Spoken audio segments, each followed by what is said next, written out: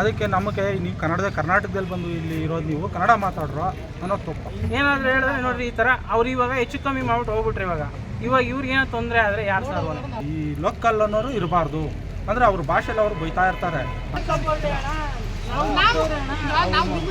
ಹೊಟ್ಟೆಪಾಡಿಗಾಗಿ ದೂರದಿಂದ ಬಂದು ಇಲ್ಲಿ ಕನ್ನಡ ಮಾತನಾಡ್ತಾ ಇದ್ದಂಥವರ ಮೇಲೆ ಹಿಂದಿ ಮಾತನಾಡೋ ಅಂತೇಳಿ ಅವರ ಮೇಲೆಯೇ ಹಲ್ಲೆ ಮಾಡಿದಂತಹ ಘಟನೆ ಈಗ ಬೆಂಗಳೂರು ಹೊರವಲಯದ ಆನೇಕಲ್ ಪಟ್ಟಣದಲ್ಲಿ ನಡೆದಿದೆ.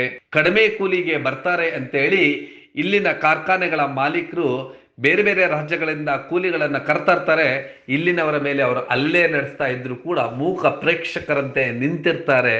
ಈ ಒಂದು ಘಟನೆ ಆನೇಕಲ್ ಪಟ್ಟಣದಲ್ಲಿ ಪಟ್ಟಣದ ಜನತೆ ಮತ್ತು ಕನ್ನಡಿಗರನ್ನ ಕೆರಳಿಸುವಂತೆ ಮಾಡಿದೆ. ಏನಾಯ್ತು, ಏನಕ್ಕೆ ಈ ವಿಚಾರ ಬಂತು ಅಂತೀರಾ? ಅದೆಲ್ಲವನ್ನು ದೃಶ್ಯಗಳಲ್ಲಿ ನೋಡೋಣ ಬನ್ನಿ.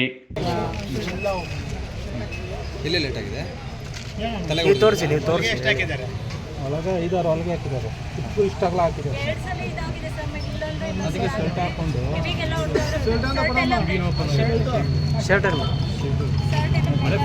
ಫೋಟೋ ಇದೆ ಬಿಡಿ, ಫೋಟೋ ಇದೆ, ಬೇಡ ಬಿಡಿ. ಅದಕ್ಕೆ ನಮಗೆ ನೀವು ಕರ್ನಾಟಕದಲ್ಲಿ ಬಂದು ಇಲ್ಲಿ ಇರೋದು ನೀವು ಕನ್ನಡ ಮಾತಾಡ್ರೋ ಅನ್ನೋದು ತಪ್ಪು. ಆ ಮಾತಕ್ಕೆ ಇಷ್ಟು ಬಂದು ಅವ್ರು ಆವಾಗಿಂದ ಇದು ಮಾಡ್ಕೊಂಬಂದು ಇವತ್ತು ಸ್ಕೆಚ್ ಹಾಕಿ ಇಷ್ಟಾಗಿ ಒಂದು ವಾರದಿಂದ ಇದು ಮಾಡ್ತಾಯಿದ್ರು. ಆದರೂ ಅವ್ರಿಗೆ ಈ ಲೋಕಲ್ ಅನ್ನೋರು ಇರಬಾರ್ದು ಅಂದರೆ ಅವ್ರ ಭಾಷೆಯಲ್ಲಿ ಅವರು ಬೈತಾ ಇರ್ತಾರೆ, ನಮ್ಗೆ ಅರ್ಥ ಆಗಲ್ಲ. ಇವತ್ತು ಗಲಾಟೆ ಹೆಂಗೆ ಶುರು ಆಯಿತು? ಇವತ್ತು ಕರೆಂಟ್ ಹೋಗಿತ್ತು, ಹೋಗಿ ನಾನು ಆಚೆ ಹೊರಗಡೆ ಬಂದೆ, ಕಾಲ ಅಡ್ಡ ಇದು ಮಾಡಿದ್ರು. ಸರಿ ಕಾಲ ಅಡ್ಡ ಏನೋ ಕಾಲ ಅಡ್ಡ ಕೊಡ್ತೀಯಾ ಅಂತಿದ್ರೆ ಆಗಿದೆ. ಸ್ಟೇಷನ್ ಒಳಗಡೆ ಅವ್ರು ಇದ್ದಾರೆ. ಅವ್ರ ಹೆಸರುಗಳೇನೋ ಎಲ್ಲಿಂದ ಬಂದಿದ್ರು ಹೆಸರುಗಳೇನು ಗೊತ್ತಾ? ನಿಮ್ಮ ಹೆಸರೇನು? ನಮ್ಮ ಹೆಸರು ಶಿವಲಿಂಗ ರೇ ಉಮೇಶ್. ಅವ್ರ ಹೆಸರೇನು ರೀ? ಹೌದು, ಕರ್ನಾಟಕದಲ್ಲಿ ಕನ್ನಡಕ್ಕೆ ಹೆಚ್ಚಿನ ಆದ್ಯತೆಯನ್ನು ನೀಡಬೇಕು, ಹಾಗೆ ಸರೋಜಿನಿ ಮಹಿಷಿ ವರದಿಯನ್ನು ಜಾರಿ ಮಾಡಬೇಕು, ಎಲ್ಲೆಡೆಯೂ ಕೂಡ ಕನ್ನಡಿಗರಿಗೆ ಮೊದಲನೇ ಆದ್ಯತೆಯನ್ನು ನೀಡಬೇಕು ಅಂತೇಳಿ ನೂರಾರು ಹೋರಾಟಗಳು ಪ್ರತಿನಿತ್ಯವೂ ಕೂಡ ನಡೆಯುತ್ತಲೇ ಇರ್ತವೆ. ಆದರೆ ಕನ್ನಡಿಗರನ್ನ ಕೀಳಾಗಿ ನೋಡುವಂಥದ್ದು, ತಾತ್ಸಾರ ಮನೋಭಾವದಿಂದ ನೋಡುವಂಥದ್ದು ಮಾತ್ರ ಕಡಿಮೆ ಆಗಲೇ ಇಲ್ಲ.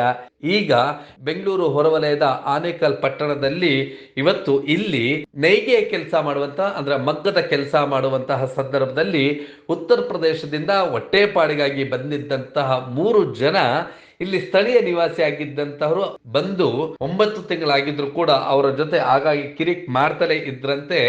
ಆ ಒಂದು ಶಿವಲಿಂಗು ಅಂತವರು 9 ವರ್ಷದಿಂದ ಕೆಲಸ ಮಾಡ್ತಿದ್ದಾರೆ.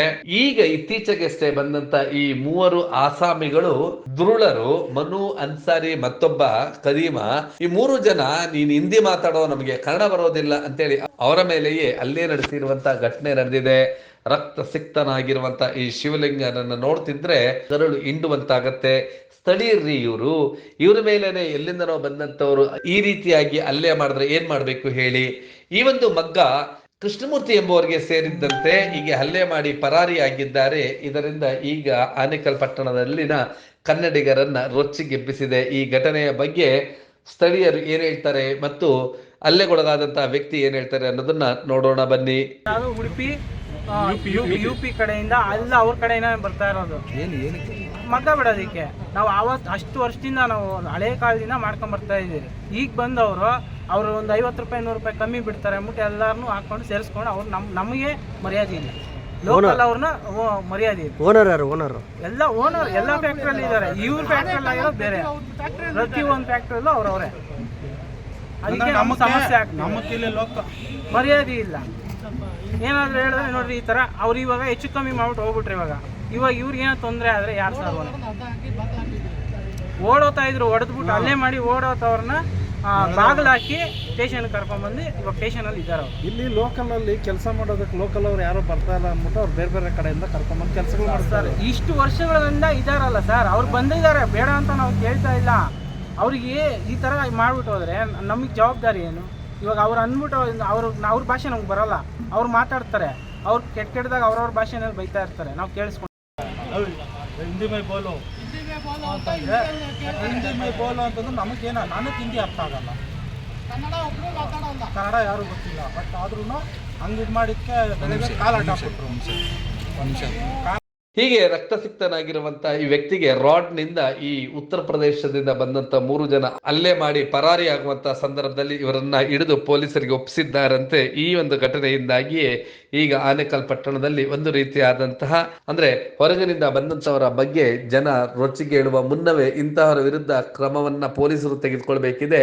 ಸ್ಥಳೀಯರಿಗೆ ಮತ್ತು ಮಗ್ಗದವರಿಗೆ ಕನ್ನಡ ಕಲ್ತವ್ರನ್ನ ಕೆಲಸಕ್ಕೆ ತಗೊಳ್ಳಿ, ಇಲ್ಲವೇ ಬೇರೆ ಕಡೆಯಿಂದ ಕೆಲಸಕ್ಕೆ ತಗೊಂಡಂಥವ್ರಿಗೆ ಒಂದಷ್ಟು ಕನ್ನಡವನ್ನು ಕಲಿಸ್ಕೊಡುವಂಥ ಪ್ರಯತ್ನವನ್ನು ಮಾಡಿ ಈ ರೀತಿ ಸಂಘರ್ಷಕ್ಕೆ ಎಡೆಮಾಡಿಕೊಡಬೇಡಿ ಅಂತೇಳಿ ಪೊಲೀಸ್ನವರು ತಾಕೀತು ಮಾಡಬೇಕಾಗಿರುವಂಥ ಅನಿವಾರ್ಯ ಉಂಟಾಗಿದೆ.